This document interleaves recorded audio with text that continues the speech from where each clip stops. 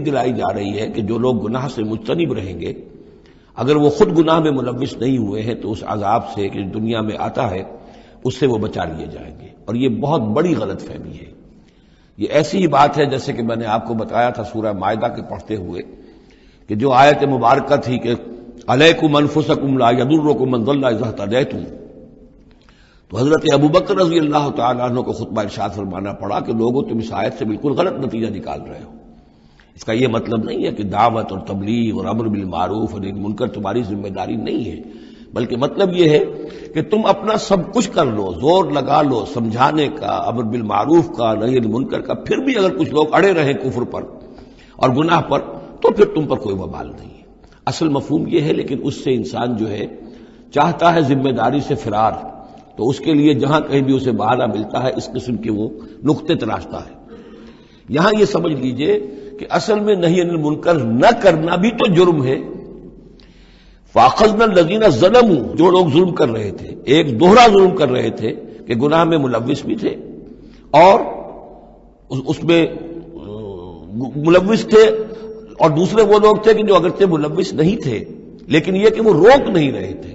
نہ روکنے کا جرم جو ہے یہ تو موجود ہے. اگر نہی عن المنکر فرض ہے، اگر یہ ذمہ داری ہے، تو نہ روکنا جو ہے یہ خود اپنی جگہ پر ایک جرم ہے. اس کے لیے میں آپ کو اصل میں ایک حدیث سنا دینا چاہتا ہوں، جو حدیث اس معاملے میں میں سمجھتا ہوں کہ آخری اور نص قطعی کی حیثیت رکھتی ہے. اور یہ حدیث جو ہے مولانا اشرف علی تھانوی رحمۃ اللہ علیہ نے خطبات جمعہ جو مرتب کی ہیں ان میں اس حدیث کو شامل کیا ہے. اور یہ حدیث قدسی ہے. اوحى اللہ عز وجل الی جبرائیل علیہ الصلوۃ والسلام ان اقلب مدینہ کذا وکذا باہلھا.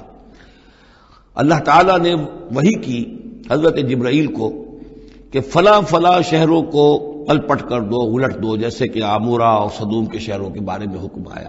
قال فقال، حضور فرماتے ہیں اس پر حضرت جبرائیل نے عرض کیا بارگاہ خداوندی میں، رب یا رب ان فیہا عبدک فلانا لم یعصک طرفۃ عین، پروردگار اس میں تو تیرا فلاں بندہ بھی ہے جس نے کبھی پلک جھپکنے جتنی دیر بھی معصیت میں نہیں گزاری، گناہ سے اتنا پاک صاف، نگاہ کا ادھر سے ادھر ہو جانا، اتنا وقت بھی کبھی معصیت میں صرف نہیں کیا، تو کیا اس پر بھی الٹ دوں؟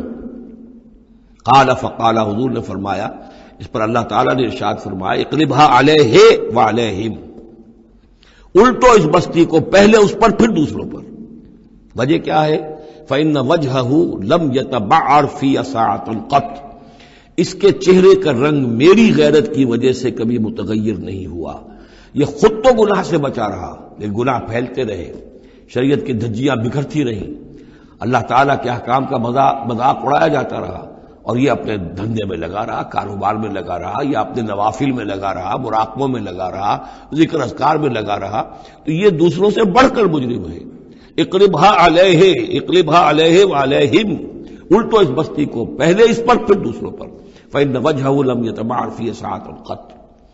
اور دوسرے یہ کہ قرآن مجید میں سورہ انفال اب بہت قریب آ گئی ہے، ہم پڑھیں گے جلد ہی، وہ آیت مبارکہ بھی نص قطعی ہے قرآن کے حوالے سے، یہ تو حدیث کے حوالے سے ہوئی. قرآن مجید میں فرمایا گیا واتقوا فتنة لا تصیبن الذین ظلموا منکم خاصہ.